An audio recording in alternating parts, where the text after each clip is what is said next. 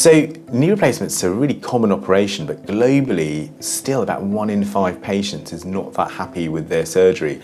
One of the reasons we think this is due to is that the procedure could probably be more accurate and precise.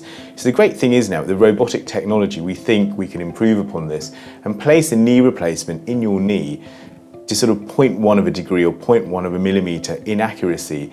And what I mean by that is if you see the human knee, well, the model of the human knee that we have here, when I open it up, we'd map out your own femur bone, which is different in all of you, and your own tibia bone in terms of its size and shape. We can then make a specific blueprint bespoke to yourself, and we can also move your knee during the surgery and track how you would walk.